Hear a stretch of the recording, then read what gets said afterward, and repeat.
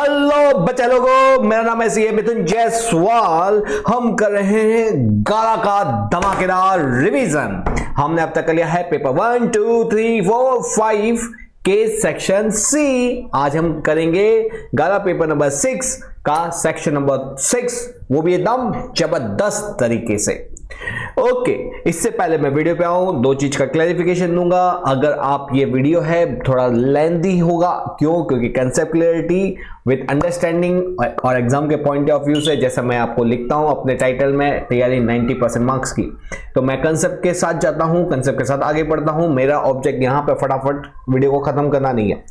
इसीलिए अगर आपको देखना नहीं सर हमको इतना कुछ समझ में नहीं आता, हमको तो बस क्या लाइन रहने वाली है वो बता दो, तो ऐसा नहीं होगा। डिटेल एक्सप्लेनेशन मिलेगा ताकि आप उसको आसानी से याद कर सको। अगर आप चाहते हो लंबा वीडियो देखने के लिए तो आगे बढ़ना, वरना यहां से दूसरे रील पे चले जाओ, वहां पे शॉर्ट वीडियो फाइंड आउट करो। लेकिन अगर एग्जाम में अच्छे मार्क्स लाने हैं तो ये जो वीडियो है उसको पूरा एंड तक देखना। लास्ट में आपको लगेगा कि सर मजा आया, और मजा आया तो लिखना sir the lecture was superb, mind blowing, interesting. Okay, बहुत सारे बच्चों के कमेंट आ रहे हैं, उसके लिए थैंक यू सो मच। और आप भी चाहते हैं कि आपको भी अगर वीडियो अच्छा लगे तो कमेंट जरूर से करना। नेक्स्ट बात यह है कि जो नोट्स हैं, बच्चे बोल रहे सर नोट्स कैसे मिलेगी? तो बेटा जी नोट्स मिलेगी आपको, कैसे मिलेगी वो मैं आपको बताता हूं। पहले हम शुरू करते हैं हमारा ये लेक्चर। तो आते हैं हमारी स्क्रीन पे। ओके जी, ओके बेटा, तो मैंने आपको बोला paper number 6 section number C, total 26 number का आता है, 31 to 47 2 मार्क्स का क्वेश्चन। टोटल कितने हैं? 17 क्वेश्चन है, जिसमें से आपको कितने करने हैं? 13 करने हैं, मल्टीप्लाई बाय 2, 26 मार्क्स का आएगा। रोकड़ा लाना है, रोकड़ा, फुल में से फुल। और मैं एक और चीज बता दूं कि यहाँ पे हम सिर्फ 13 क्वेश्चन अंडरस्टैंड नहीं करेंगे, क्योंकि हम एग्जाम के पॉइंट से प्रिपरेशन करें, इसलिए हम 17 के 17 क्वेश्चन को अंडरस्टैंड करेंगे। ओके जी, पहला, what is the main objective of the marketing management? कौन से चैप्टर में से? चैप्टर नंबर 1 में से आया हुआ है। मार्केटिंग मैनेजमेंट का मेन ऑब्जेक्टिव क्या होता है? The marketing management is such, देखो मार्केटिंग मैनेजमेंट क्या होता है? मार्केटिंग मैनेजमेंट का मतलब होता है बेटा, ये जो स्पीड है, मैं कोई 1.5x पे नहीं पढ़ाता हूं, मतलब अपने वीडियो को 1.5x पे नहीं करता हूं, मेरी स्पीड ही इतनी तेज हो जाती है। तो ध्यान से सुनना, अगर ऐसा हो तो ईयरफोन प्लग करना। चलो, हाँ, marketing objective of marketing management क्या होता है? बेटा जी मार्केटिंग मैनेजमेंट का मेन ऑब्जेक्टिव क्या होता है? मार्केटिंग कंसेप्ट हमने पढ़ा था, मार्केटिंग कंसेप्ट हमारे आगे वाले चैप्टर में, chapter number 9। Okay, marketing management के अंदर हम ये पढ़ते हैं कि जो कंज्यूमर को क्या चाहिए, उसकी क्या नीड है, उसकी क्या हैबिट्स है, उसकी क्या हॉबी है, उसकी क्या प्रॉब्लम्स है, उस सारी चीजों को सर्वे किया जाता है, उस सारी चीजों के ऊपर रिसर्च एंड डेवलपमेंट किया जाता है। वहां से हम उनको फाइंड आउट करते हैं, उनकी नीड, उनके जो प्रॉब्लम्स, उसके हिसाब से प्रोडक्ट को डेवलप करते हैं, उनको सेल करते हैं, उनको आफ्टर सेल सर्विस प्रोवाइड करते हैं, उसी को बोला जाता है मार्केटिंग। तो यहाँ पे मेन ऑब्जेक्टिव मार्केटिंग क्या है? The main objective of marketing है, the marketing is such a process which decide the necessities of a consumer. Consumer को क्या चाहिए मेरे बच्चे लोग को? It is converted into goods और सर्विस। और जो मेरे कस्टमर को चाहिए ना, उसको हम गुड्स और सर्विस के अंदर कन्वर्ट कर देते हैं। Then these goods or services are finally made available to the consumer or user। मतलब क्या होता है? जो लोगों को चाहिए उनको हम वो सर्विस प्रोवाइड कर देंगे। लो, आपकी ये रिक्वायरमेंट थी, हम ये प्रोडक्ट और सर्विसेज आपके लिए लेके आए। Thus it can satisfy the need of a particular consumer or group of such people, so that जो कंज्यूमर की जो नीड है, ग्रुप ऑफ सच पीपल की जो नीड है, उसको वो सेटिस्फाई कर सके। It give importance to optimum utilisation of resources and profitability of the organisation. ये क्या करता है? जिसके कारण हम कंज्यूमर की नीड के हिसाब से चीजों को बनाएंगे, उनको सर्विसेज देंगे, तो उससे क्या होगा? हमारा रिसोर्सेज का ऑप्टिमम यूटिलाइजेशन होगा और हमारी प्रॉफिटेबिलिटी बहुत ज्यादा से बढ़ने लगेगी। Okay, marketing management aim at creating demand for the goods and services. बेटा हम वो नहीं बनाते जो हम बना सकते हैं, हम वो बनाते हैं जो रिक्वायरमेंट होती है कंज्यूमर की, उसके हिसाब से गुड्स बनाते हैं, उसके हिसाब से सर्विस बनाते हैं और वो हम गुड्स और सर्विसेज क्या करते हैं, लोगों को अवेल करवाते हैं, उसको पाके उस चीज को खरीद के कंज्यूमर को बेस्ट सेटिस्फैक्शन मिलता है और जिसके कारण क्या होता है, वो कंज्यूमर जो ऑर्गेनाइजेशन उसको बोलती है थैंक यू, आपने हमारी जो नीड्स है, हमारी जो जरूरत थी, हमारे जो प्रॉब्लम्स है उसको समझा, उसके अकॉर्डिंग हमको सर्विसेज दी। तो कंज्यूमर भी खुश होता है, कंज्यूमर ज्यादा प्रोडक्ट खरीदता है, दूसरों को भी बोलता है, जिसके कारण ऑर्गेनाइजेशन का प्रॉफिट बहुत ज्यादा तेजी से ऊपर बढ़ता है। ठीक है, तो ये थे हमारे ऑब्जेक्टिव ऑफ मार्केटिंग मैनेजमेंट। बेटा जी अगर आपने पहले भी चैप्टर पढ़ा हुआ है ना, फिर भी मैं आपसे बोलूंगा कि पूरा लेक्चर देखने का आपको बहुत फायदा होगा। मैं खाली यहाँ पे एक ट्रांसलेटर नहीं हूं जो इंग्लिश में उसका हिंदी करके बता देता हूँ, कंसेप्चुअली क्लियर करूंगा, आपको अंदर से फील होगा at the end of the lecture कि सर सच में कुछ मजा आया है, कुछ अच्छा सीखने को मिला है, कैसे wording in between of the line उसको समझाया जाता है वो हमको समझ आया। अगर आपको भी ऐसा फील हो ना तो वीडियो में लिखना जरूर कमेंट में कि सर सच में you are the great. Yes, I'm the great. Thank you. Okay, what is the scientific management? Scientific management का मतलब क्या होता है? ये जो definition दी थी वो टेलर ने दी थी, Frederick Taylor. Define the scientific management as knowing क्या exactly what you want your man to do। आपको मालूम होना चाहिए कि आपको अपने जो एम्प्लॉय है, मैन मतलब अपने एम्प्लॉय से क्या करवाना है, and then to see that they do it in the best and the cheapest way।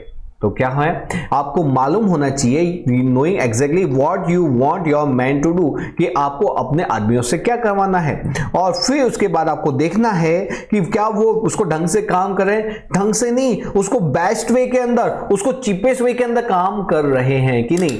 ठीक है, तो यहाँ पे साइंटिफिक मैनेजमेंट का मतलब क्या होता है, अपने आदमियों से काम करना और देखना कि क्या वो बेस्ट वे के अंदर और चीपेस्ट वे के अंदर काम कर रहे हैं कि नहीं, उसी को बोला जाता है scientific management. Okay, state the element और या तो कंपोनेंट ऑफ अ प्लानिंग। जब प्लानिंग बनाई जाती है ना उसके अंदर कौन कौन से एलिमेंट्स लगते हैं, तो यहाँ पे पहले तो आपको प्लानिंग की डेफिनेशन ठोक देने की। ठीक है, उसके बाद उसके द कंपोनेंट और element of a planning are as under. यहाँ पे क्या है, उसके कंपोनेंट है ऑब्जेक्टिव, स्ट्रेटेजी, उसका हमारा ऑब्जेक्टिव क्या है, स्ट्रेटेजी क्या रहेगी, पॉलिसी क्या रहेगी, मेथड एंड प्रोसीजर, रूल्स क्या रहेंगे, टोटल बजट क्या रहेगा और programmes.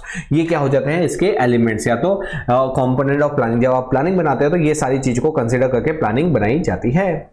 Okay, explain the term of waiting list. Waiting list क्या होता है, वेटिंग लिस्ट का मतलब होता है जब कंपनी के अंदर बहुत सारी इंक्वायरी आती है, सर जॉब है, सर जॉब है, सर जॉब है, और बोलते हैं नहीं नहीं नहीं अभी जॉब नहीं है बाबू। तो कंपनी क्या करती है, व्यक्ति उस समय तो चला जाता है, लेकिन कंपनी क्या करती है, वो जितने भी रिज्यूम आते हैं ना उसको इकट्ठा करके एक पाउच में रख देते हैं, और जैसे ही वो उस पोस्ट पे कोई जगह खाली होती है, कोई एम्प्लॉय ट्रांसफर हो गया, प्रमोशन हो गया, या वो व्यक्ति दूसरी कंपनी में शिफ्ट हो गया, तो उसकी जगह जब खाली होती है कंपनी क्या करती है, वो जो पोस्ट, वो जो व्यक्ति था उसकी जो क्वालिफिकेशन थी, उसका जो एक्सपीरियंस था, उसके हिसाब से उसके पास जो पाउच था ना, बंडल था ना, उस बंडल में से रिज्यूम निकालती है और उन एम्प्लॉय को फोन करते हैं, उन पोटेंशियल मतलब जो एम्प्लॉय है, मतलब जिन्होंने अपने रिज्यूम दिए थे कंपनी में जॉब के लिए, उन सभी को फोन करते हैं कि भाई आपको अगर जॉब की रिक्वायरमेंट हो, आप हमारी कंपनी में जॉब करना चाहते हैं तो आप इंटरव्यू के लिए आ सकते हो। तो इसी को बोला जाता है waiting list. Okay, waiting list is the list of the candidate who, जिन्होंने अप्लाई किया था in the past but could not absorb मतलब उनको उस समय जॉब नहीं मिली थी। सच अ लिस्ट इज यूजफुल, तो वो कंपनी क्या करती है, एक लिस्ट बना के रखती है, इतनी इतनी इंक्वायरी थी जिनको जॉब नहीं मिली थी, वो फिर जब एक्चुअल में जब इंक्वायरी आती है, जब वैकेंसीज आती है, तब उन व्यक्तियों को फोन करके बुलाते हैं। Such list is useful for recruitment at a later date. This helps to avoid the advertisement, हमको कोई एक्स्ट्रा एडवर्टाइजमेंट नहीं करना, हमको कोई और अदर रिक्रूटमेंट एजेंसीज वगैरह को पकड़ना नहीं है, and recruitment process all over again, वापस से वो करने की जरूरत नहीं है। जो पुराने जो व्यक्ति थे जिन्होंने एप्लीकेशन दी थी उन्हीं को हम वापस से फोन करके पूछ लेंगे कि भाई जॉब की रिक्वायरमेंट है तो आ जाइए हमारी कंपनी में, आपका बहुत ही स्वागत है। तो उसको क्या बोलते हैं, वेटिंग लिस्ट। तो वेटिंग लिस्ट वापस से बता दो, पास्ट एम्प्लॉय, पास्ट व्यक्ति जिन्होंने अप्लाई किया लेकिन उस समय जॉब नहीं मिली, इसलिए जब बाद में जब कोई जॉब की रिक्वायरमेंट होगी तब कंपनी उनको वापस से बुलाएगी कि अब आ जाओ, अब जॉब की रिक्वायरमेंट है। Okay, what can be known through the IQ and aptitude. बेटा जी IQ का मतलब क्या होता है, IQ के अंदर कंपनी का IQ टेस्ट लेते हैं, इसका मतलब कंपनी चेक करना चाहती है to assess the common sense. Common, कितनी बार क्या होता है कि कोई व्यक्ति को हम बोलते हैं यार इतना भी नहीं आता, कॉमन सेंस नहीं है, तो व्यक्ति क्या बोलता है, अरे देख भाई मैं ना स्पेशल हूं, इसलिए कॉमन चीज मैं अपने पास नहीं रखता, मेरे पास स्पेशल सेंस है। वाह, डायलॉग है। ओके, तो यहाँ पे कंपनी क्या देखना चाहती है, कंपनी देखना चाहती है कॉमन सेंस, कि आपके पास कॉमन सेंस है कि नहीं, आपके पास मेमोरीज, आपकी मेमोरी कैसी है, आप कितने स्मार्ट हो, आपका डिसीजन पावर क्या है, आपकी थिंकिंग कैपेसिटी कैसी है। इस सब चीज को जज किया जाता है किसके थ्रू, आईक्यू टेस्ट के थ्रू। किसके थ्रू, आईक्यू टेस्ट के थ्रू। नेक्स्ट है एप्टीट्यूड टेस्ट। एप्टीट्यूड टेस्ट का मतलब क्या होता है, this test is mean to know, क्या जानना कि whether the candidate has a interest for the specific work, जो काम उसको मिलने वाला है, जिस काम के अंदर मैं उसको जो प्रोफाइल देने वाला हूं, जो काम देने वाला, क्या वो उसके एरिया का, वो उसके इंटरेस्ट का काम है कि नहीं। मालूम पड़ा कि उसको उस काम में बिल्कुल ही इंटरेस्ट नहीं है और मैं उसको काम दे दूं तो फिर वो क्या करेगा। तो यहां पे उसका इंटरेस्ट चेक करने के लिए उस काम के प्रति हम क्या करते हैं, हम उसका टेस्ट लेते हैं एप्टीट्यूड टेस्ट के अंदर। किसके अंदर, एप्टीट्यूड टेस्ट के अंदर। आईक्यू टेस्ट में क्या करते हैं, आईक्यू टेस्ट के अंदर हम उसका क्या देखते हैं, मेमोरी, शार्प, कितना डिसीजन मेकिंग है, उसका क्या देखते हैं, कॉमन सेंस वगैरह हम उसका चेक करते हैं। लेकिन एप्टीट्यूड टेस्ट के अंदर क्या होता है, उसका जो काम, जो प्रोफाइल उसकी मिलने वाली, जो काम वो करने वाला, क्या उसका उस काम के प्रति उसका इंटरेस्ट है कि नहीं। What are the intellectual quality of a good leader? बेटा जी जो लीडर होता है, लीडर मतलब जिसको लोग फॉलो करते हैं और जिसको लोग जो वो बोलते हैं ना वो लोग उसको फॉलो करेंगे, वो होता है लीडर।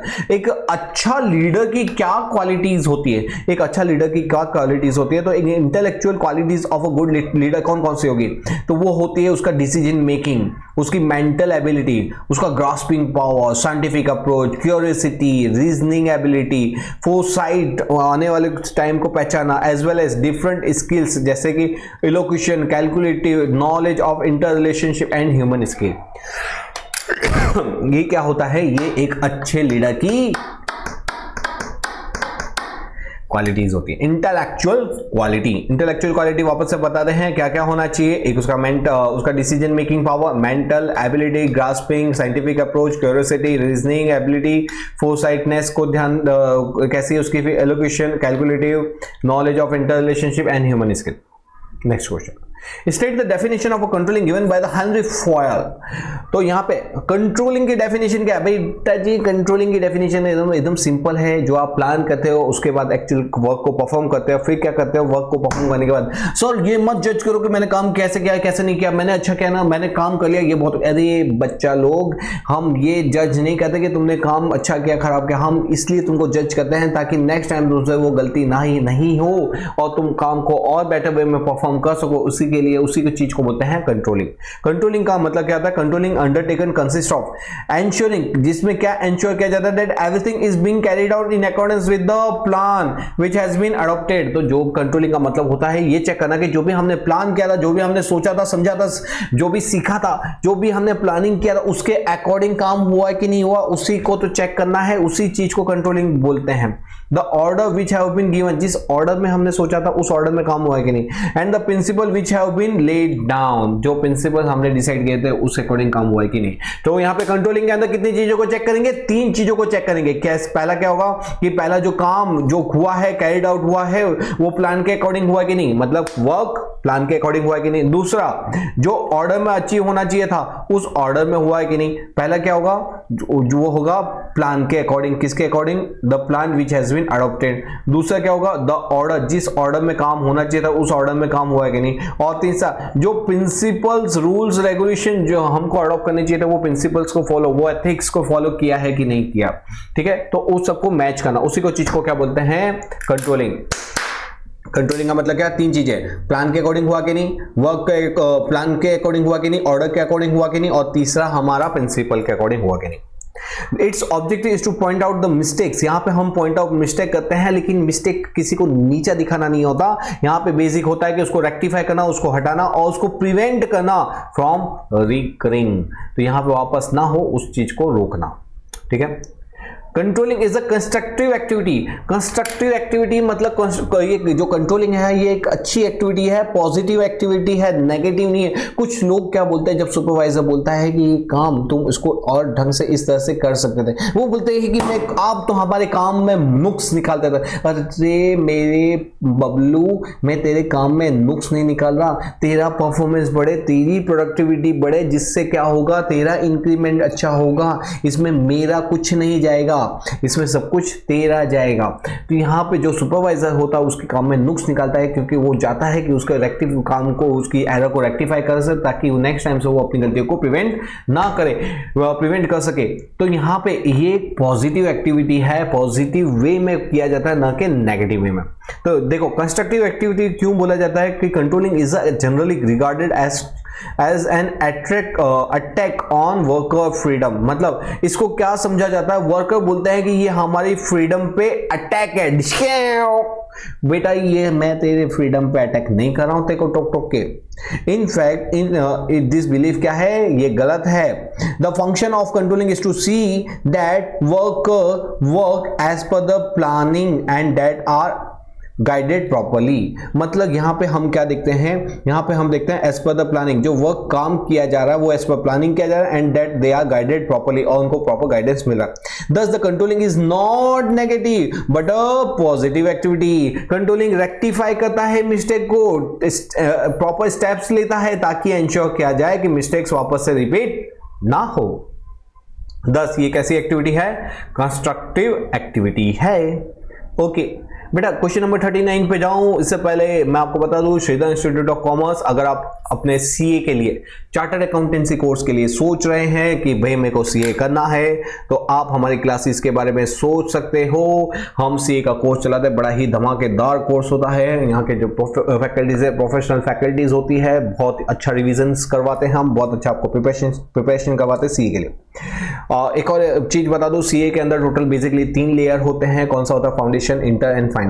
फाउंडेशन की जो एग्जाम्स होती है वो आपको जो आपकी जो अगर सपोज आपको करना ही करना है, sir I want to do a CA, तो उसके लिए बेस्ट टाइम होता है सितंबर में एग्जाम्स आती है। मतलब यहाँ पे आपकी मार्च में एग्जाम खत्म होगी, ठीक 6 महीने बाद आपके सितंबर में एग्जाम्स आएंगे। तो हम यहाँ पे जब आपकी 12 खत्म होगी उसके ठीक 2 दिन बाद से ही हमारा सीए का कोर्स चालू करते हैं। तो अगर आपको लगता है कि सर मेरे को सीए करना है और आप अच्छी कोचिंग ढूंढ रहे हो जो प्रोफेशनल व्यक्ति द्वारा रन की जाती है, फीस भी बड़ी ही रिजनेबल होती है, तो आप हमारी क्लासेस पे आ सकते हैं। हमारी क्लासेस कहाँ पे है, न्यू चांदखेड़ा अहमदाबाद के अंदर हैं। आप श्रीधर इंस्टीट्यूट के नाम से हमको गूगल सर्च भी कर सकते हैं, वहाँ पे हमारे कॉन्टैक्ट नंबर दिए हुए हैं, वहाँ पे हमको फ़ोन करके इन्फॉर्मेशन भी ले सकते हो। ओके, तो बड़ा ही मज़ा आएगा सीए में आपके साथ सीए करने में, हम आपको बड़ा ही अच्छा सा नॉलेज देंगे। तो चलो अभी आते हैं हमारे 12 के अंदर, ये ज़्यादा इंपॉर्टेंट है एग्जाम के पॉइंट से। ओके, तो question number 39, working capital mean circulating capital. ऐसा क्यों बोला जाता है कि वर्किंग कैपिटल मेरी सर्कुलेटिंग होती है? बेटा जी वर्किंग जो कैपिटल होते हैं ना, वो उसका फॉर्म चेंज होता रहता है। क्या चेंज होता रहता है? फॉर्म। मतलब वो पहले कैश होती है, कैश से हम उससे रॉ मटेरियल परचेस करते हैं, रॉ मटेरियल से हम उसको सेमी फिनिश गुड्स में कन्वर्ट करते हैं, सेमी फिनिश गुड्स को हम फिनिश गुड्स में कन्वर्ट करते हैं, फिनिश गुड्स को हम फिर सेल करते हैं। सेल अगर क्रेडिट पे गया तो वो 2 महीने बाद वो फिर पैसा चुकाता है, फिर वो हमारे पास में कैश में आता है। तो मतलब क्या हुआ, इसका फॉर्म चेंज होता गया, cash, raw material, semi finish goods, then credit sales, वो कन्वर्ट हुआ डेटर्स के अंदर, फिर डेटर्स से पैसा रियलाइज हुआ कैश या बैंक के अंदर। तो ये क्या हुआ, ये सर्कुलेटिंग होता गया। फिर वापस से जो पैसा हमारा डेटर्स है, वापस से हमने रॉ मटेरियल खरीदा, फिर सेमी फिनिश, फिर वापस से सेल, फिर हमारा डेटर और डेटर्स से कैश। तो यहाँ पे working capital is generally employed in a current asset of a business. This form constantly change होता रहता है, जैसे raw material, semi finish goods, then finish goods. Finish goods को हम क्या करेंगे, डेटर्स को हम सेल करेंगे क्रेडिट पे, उसका कैश में आएगा if sold on cash basis. तो इसका मतलब इसका फॉर्म क्या हुआ, चेंज होता गया। डीमटेरियलाइजेशन क्या बोलते हैं? बेटा जी पहले के टाइम पे क्या होता था, आज से 20-25 साल पहले की कहानी है ये, हमारे जमाने की बात करते हैं। ओके हमारे जमाने नहीं, हमारे से भी हमारे जमाने की बात करते हैं। तो डीमटेरियलाइजेशन का कंसेप्ट क्या होता है? डीमटेरियलाइजेशन पहले के टाइम पे जो शेयर्स होता था वो फिजिकल फॉर्म में, जो कंपनी के जो शेयर सर्टिफिकेट होते थे वो कौन से फॉर्म में होते थे? फिजिकल फॉर्म में होते थे। उस समय क्या किया जाता था? उस समय जिसको भी शेयर परचेस करते थे तो उसको फिजिकल शेयर मिलते थे। अब वो शेयर को संभाल के रखो, उसको आपको सेल करना है तो कंपनी में दो, फिर कंपनी उस पर ट्रांसफर लेटर लिख के किसी और जिसने परचेस किया उसको ट्रांसफर करती, बहुत सारी जफा मारी होती थी। फिर क्या, अगर सपोज मैंने परचेस किया तो उस पेपर को संभाल के रखना है, वो चोरी ना हो जाए, वो फट नहीं जाए, वो पानी में भीग नहीं जाए, वो जल नहीं जाए, ये सभी चीज का प्रॉब्लम होता था। इसलिए ये जो हमारी जो security exchange board of India है, सेबी, उसने क्या किया? उसने बोला कि नहीं, अब ये फिजिकल का कंसेप्ट ही निकाल दो, अब शेयर को क्या कर दिया जाएगा? डीमटेरियलाइज, मतलब फिजिकल फॉर्म को वर्चुअल फॉर्म में कन्वर्ट कर दिया जाएगा। क्या कर दिया जाएगा? फिजिकल फॉर्म को सॉफ्ट फॉर्म में, वर्चुअल फॉर्म में। जैसे आप अपने पैसे हैं ना, पैसे सपोज आपके पास 10,000 रुपए, आप बैंक के अंदर जाओ, वहां पे अपना बैंक अकाउंट खुलाओ, 10,000 दो, वो क्या करेंगे? वो 10,000 आपके अकाउंट में ट्रांसफर करेंगे। वो पैसे आपके हैं, लेकिन अब वो कैसे फॉर्म में हो गए? वर्चुअल फॉर्म में हो गए। तो वैसे ही यहां पे डीमटेरियलाइजेशन का मतलब क्या होता है? Conversion of physical security into electronic data. Electronic data मतलब वर्चुअल फॉर्म में। तो यहां पे इलेक्ट्रॉनिक डेटा फॉर्म में जब कन्वर्ट कर दिया जाता है थ्रू कंप्यूटर, उसी को बोलता है, उसी प्रोसेस को बोलते हैं डीमटेरियलाइजेशन। डीमटेरियलाइजेशन, ओके, और उसको शॉर्ट फॉर्म में बोलते हैं demat in short. Right a short note on the price. बेटा जी प्राइस क्या होता है? प्राइस का मतलब होता है जो आप चीज को खरीदते हो। सपोज ये पेन है, आपको बहुत अच्छी लगे, आप जाके वहां पे दुकानदार के बोलते हैं कि ये पेन मेरे को दे दे। वो आपका क्या पापा जी लगते हैं? बोले ले बेटा ले ले। नहीं, यू हैव टू पे समथिंग फॉर इट। इसका मतलब this is called the price. तो प्राइस का मतलब क्या होता है? The value paid by the consumer for the physical, economic, social and psychological satisfaction receive from the product. मतलब हमको जो बेनिफिट मिलता है ना, जब फिजिकल बेनिफिट मिला, इकोनॉमिक बेनिफिट मिला, सोशल, साइकोलॉजिकल जो सेटिस्फैक्शन मिलता है ना, वही तो, उसीलिए तो हम चीजों को खरीदते हैं। ठीक है, the price is the economic value of the product. Price क्या है? वो है उसकी वैल्यू ऑफ द प्रोडक्ट की monetary value. Price is the economic मतलब monetary value of the product which is generally depict in the form of money. जो किस form में डिपिक्ट होती है? बताती है प्राइस के फॉर्म में, मनी के फॉर्म में। और फॉर्म्स इनकम एंड प्रॉफिट किसके ऊपर डिपेंड होता है? Price of the product. Sir वो कैसे? अरे बेटा तेरी अगर कॉस्टिंग अगर 50 रुपए की है, कॉस्टिंग कितनी की है? बनाने की कॉस्ट 50, और तो उसको सेल कर रहा है 35 रुपए में। कितने रुपए में सेल कर रहा है? 35 रुपए में। क्या तू सर्वाइव कर सकेगा? क्या नहीं कर सकेगा। इसका मतलब क्या है? तेरा जो प्रॉफिट है, तेरी जो इनकम है, वो किसके ऊपर डिपेंड करती है? प्राइस के ऊपर। तेरा प्राइस चार्ज का 60 रुपए थी, कॉस्टिंग है 50 रुपए, तो कितना अर्न कर रहा है? 10 रुपए का प्रॉफिट हुआ। ठीक है, तो ये तेरा क्या हुआ? ये तेरा इनकम हुई, फॉर्म्स इनकम। तो फॉर्म की इनकम और प्रॉफिट किसके ऊपर डिपेंड करती है? फॉर्म के प्राइस के ऊपर। Every form has to fix the reasonable price for the product. तो बेटा जी आप बोलोगे सर ये काम करते हैं प्रॉफिट बढ़ाने के लिए बहुत ज्यादा ही प्राइस चार्ज करते हैं। अरे नहीं नहीं नहीं, you have to charge the reasonable fees. Okay, the price. Next, state any 4 characteristics of a good salesman. अरे गुड सेल्समैन कैसा होता है? पहला तो बता दो सेल्समैन कौन होता है। सेल्समैन जो आपको एक्चुअली जो आपके साथ कम्युनिकेट करता है, जो आपकी प्रॉब्लम को सॉल्व आउट करता है, जो आपको प्रोडक्ट के बारे में पूरी इन्फॉर्मेशन देता है, वो होता है सेल्समैन। सेल्समैन जनरली कहाँ देखने को मिलता है? आप जब 2 व्हीलर खरीदने जाते हो, 4 व्हीलर खरीदने जाते हो, तो वहाँ पे सेल्समैन मिलता है। वहाँ पे वो आपको पूछता है कि आपकी क्या रिक्वायरमेंट है, कैसी गाड़ी चाहते हो आप, पेट्रोल वाली चाहते हो, ई व्हीकल चाहते हो, आपकी रिक्वायरमेंट के हिसाब से फिर वो आपको प्रॉपर प्रोडक्ट दिखाता है, उसी को बोलता है सेल्समैन। अब ये एक गुड सेल्समैन के कैसे कैरेक्टरिस्टिक्स है, एक गुड सेल्समैन कैसा होना चाहिए? तो गुड सेल्समैन कैसा होता है? वो होता है स्मार्ट, इंटरेक्टिव, फिजिकली फिट और दबंग दबंग दबंग दबंग। तो वो होता है smart, interactive and physical fit. दूसरा, good in communication. Hello ma'am, मैं आपकी क्या सेवा कर सकता हूं बताइए। तो वो क्या होता है? Good in communication, intelligent and efficient होता है। Next, ability to talk. Hello जी, मैं एक मेंबर सेक्रेटरी यहाँ का क्या सेवा कर सकता हूं को। तो एबिलिटी टू टॉक होता है, उसके पास क्या होता है? Potential consumer style of presenting the goods before the consumer and ability to convince the consumer. उसके पास क्या होती है? प्रोडक्ट की पूरी इंफॉर्मेशन होती है, प्रोडक्ट को प्रेजेंट करता है आपके सामने, और उसके पास क्या होना चाहिए? उसके पास कन्विंसिंग पावर होना चाहिए कि आपको वो कन्विंस कर सके उस चीज को बेचने के लिए। Next, should have all the necessary information about the product which he is presenting।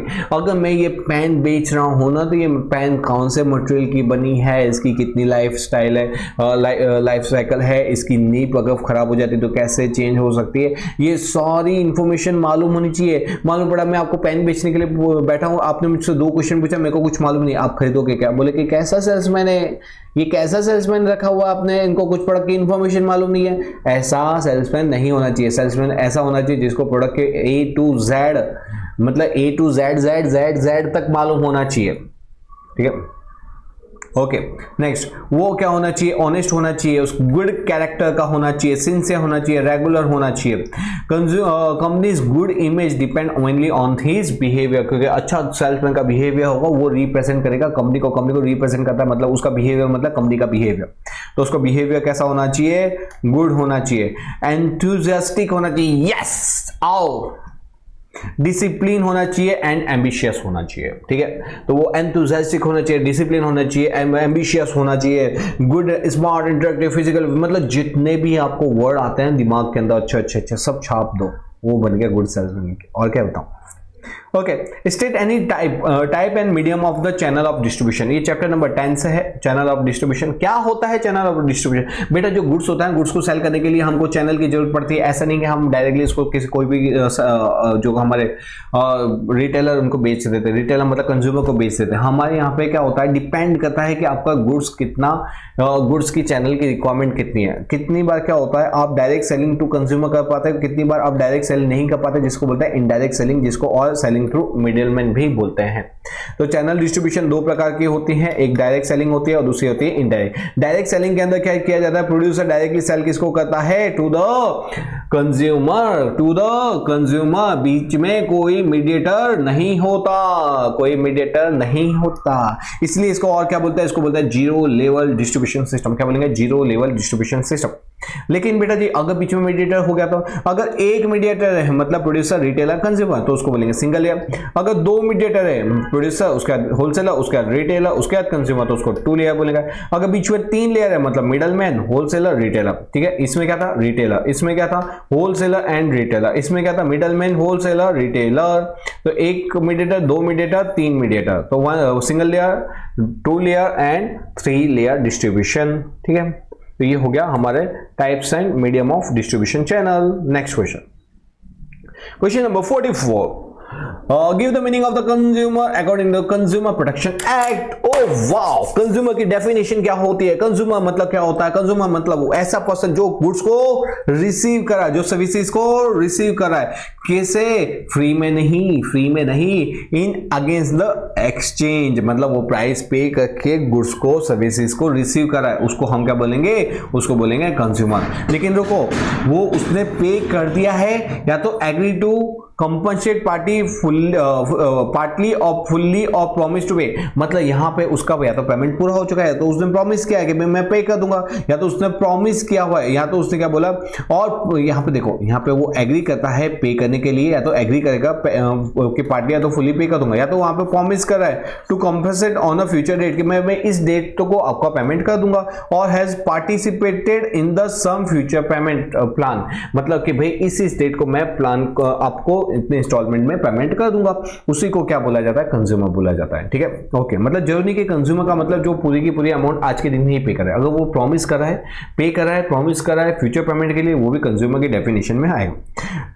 उसके अलावा रुकिए, any user of a product or service who uses it on the basis of a permission of the purchaser is a consumer. इसका मतलब क्या हुआ, इसका मतलब suppose मेरे पास ये पेन है, मैंने ये पेन मैं यूज करता हूं, आप आए सर ये पेन मेरे को चाहिए, क्या मैं यूज कर सकता हूं, मैंने हाँ आप यूज कर सकते हो, मगर ये क्या लगता है ये इलेक्ट्रिक वाली पेन है, आपने क्या किया, इसको यूज करने लगे, यहाँ पे इसके अंदर इलेक्ट्रिक था, आपने उसको चार्जिंग में लगाया, ये ब्लास्ट हो गए, जिसके कारण आपके हाथ में डैमेज हो गया।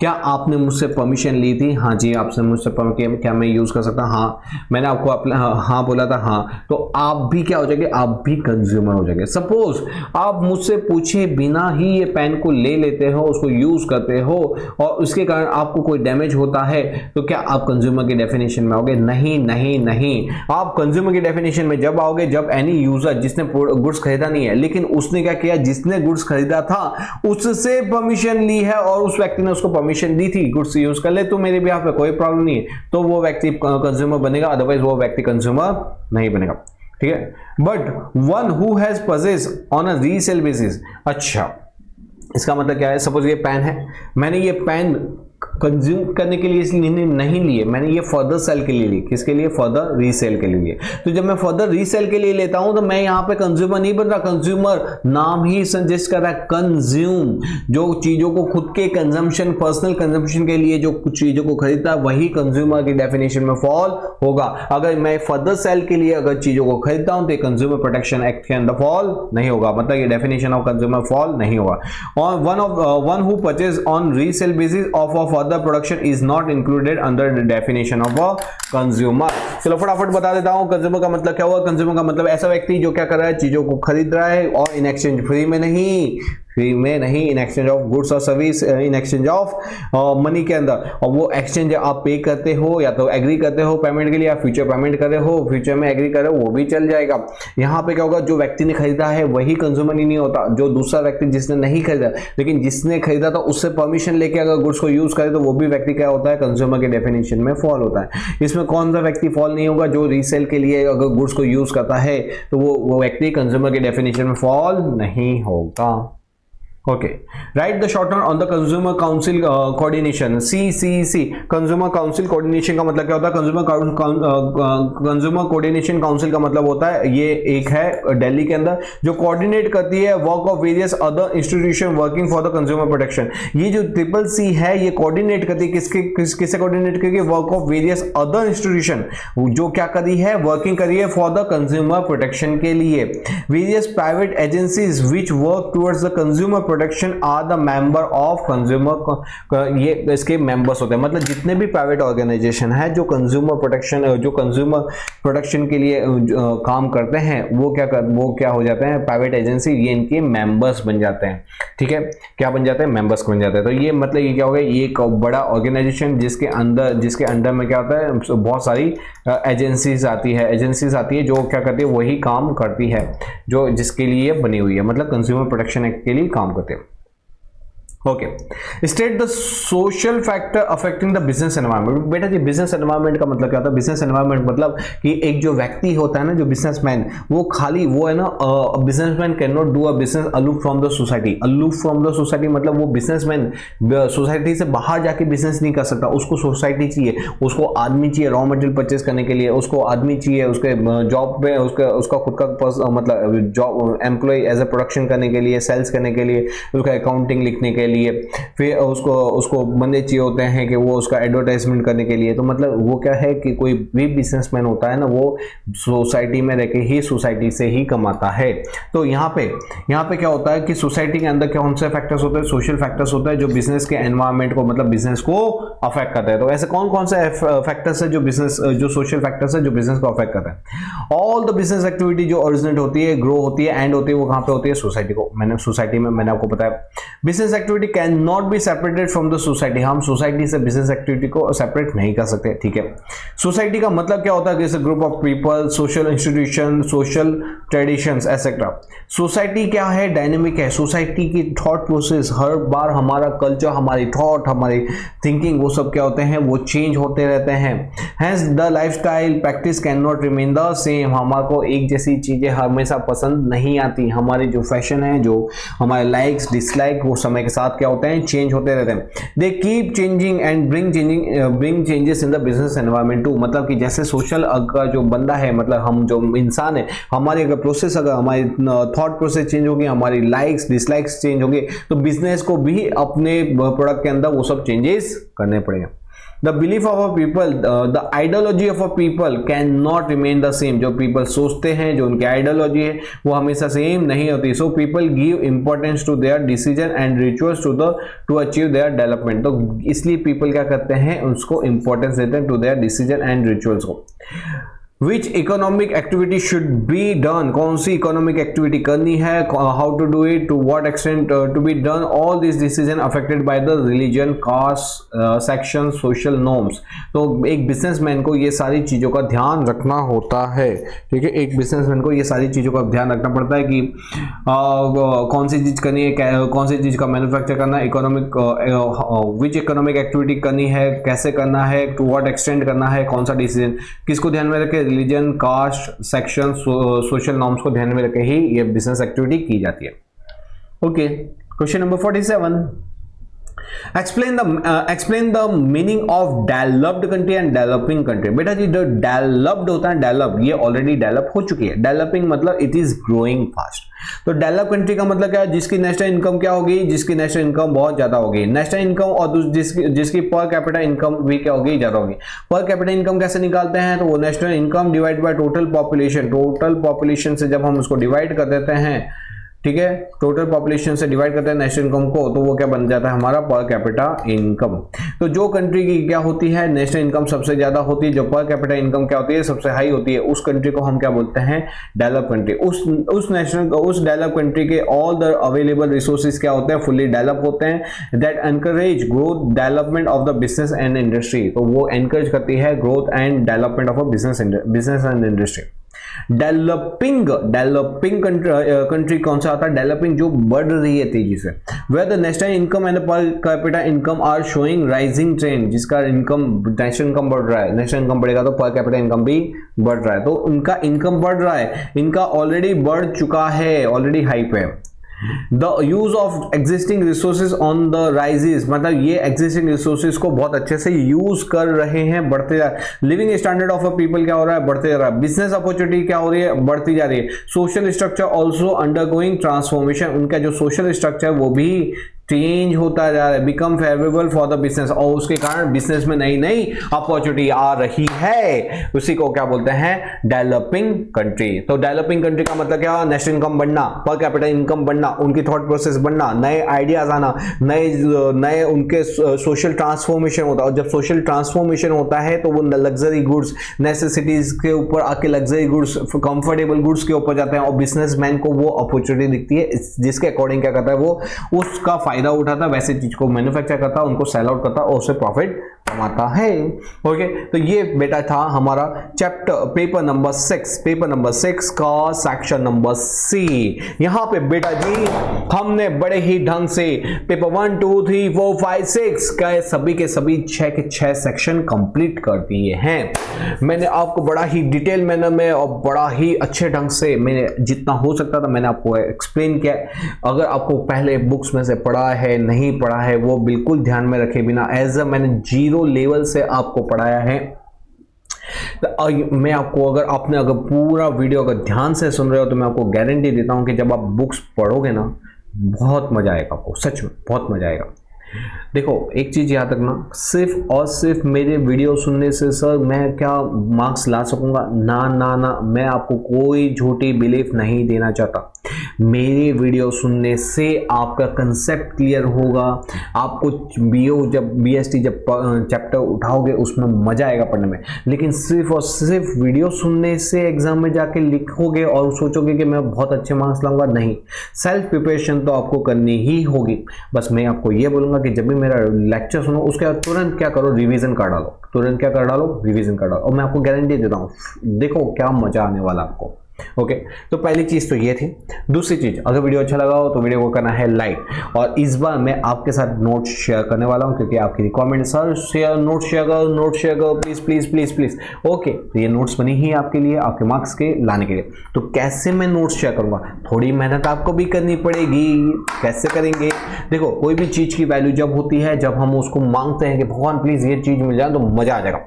मांगते कि नहीं मांगते, और फिर जब मिलती है ना तो फिर मजा आता है। और कोई अगर हमको ऐसे ही कोई चीज दे दे तो उतनी वैल्यू नहीं रहती, यार ठीक है यार पढ़ लेंगे। तो मैं चाहता हूं कि मैं देखना चाहता हूं कि आप कितना ईगरली मेरे नोट्स को चाहते हो। अगर आप मेरे नोट्स को सच में चाहते हो कि सर मेरे को चाहिए नोट्स, तो मैं चाहता हूं कि आप सब के सब कमेंट बॉक्स में लिखो sir I want your notes. तो मैं अगर आपके मिनिमम 100 कमेंट्स, कितने कमेंट्स, 100 कमेंट्स आएंगे, और मेरे को पक्का यकीन है कि आराम से आएंगे। तो अगर 100 कमेंट्स आते हैं तो मैं ये जो नोट्स है वो आपके साथ शेयर करूंगा। और एक और चीज़, मेरी जो नोट्स है बड़ी ही कलरफुल है, बड़ी ही इंटरेस्टिंग है, और आपको मज़ा आएगा सच में पढ़ने के लिए। तो वेट क्या कर रहे हो, वीडियो को लाइक करो, फटाफट कमेंट में लिखो sir I want your notes. और देखो एक और चीज़, फालतू चीज़ें तो हम बहुत कुछ, कॉमेडी है, जोक है, ये बहुत कुछ चीज़ें हम अपने फ्रेंड्स वगैरह में शेयर करते रहते हैं। लेकिन कुछ क्यों ना एक चीज़ की जाए, ये जो चीज़ है जो मेरी जो वीडियोस हैं वो क्या किया जाए, फ्रेंड्स वगैरह में सर्कुलेट करो। उससे क्या होगा, आपका रिजल्ट भी सुधरेगा और वो एक का जो फ्रेंड है, जो नालायक फ्रेंड है, जो आप चाहते हो कि वो भी आपके साथ आपके कॉलेज में आए, आपके मेरिट में उसका भी आप ही के जितने नंबर आए, तो अपने फ्रेंड्स वगैरह को भी भेजो ताकि वो भी इससे थोड़ा सीख सके, कर सके और वो अपने रिजल्ट को इम्प्रूव कर सके। ओके, तो एक अच्छे फ्रेंड के नाते ये आपकी ड्यूटी होती है कि आप भी अपने फ्रेंड्स को ये सब वीडियो शेयर करो, उनको बोलो कि एक बार सुन के तो देखो। सुनने में जाता है क्या, फेक देखना नहीं देखना उसके हाथ में। ओके, तो चलो हम वीडियो को यहाँ पे ही एंड करते हैं। आई होप आपको मजा आया होगा। मैंने पहले ही बोला था वीडियो बहुत लेंदी होने वाला है। अगर आपने पूरा वीडियो देखा है तो thank you thank you thank you thank you so much कि आप पूरा वीडियो देख रहे हैं। और मैं आपके कमेंट को भी पढ़ता हूँ रोज के रोज, और बड़े ही मजेदार कमेंट आते हैं, बड़े ही मेरे को दिल से शुक्रिया। तो चलो बेटा, मिलते हैं हम नेक्स्ट टाइम में। टिल देन पढ़ते रहो, आगे बढ़ते रहो। Bye bye, see you again.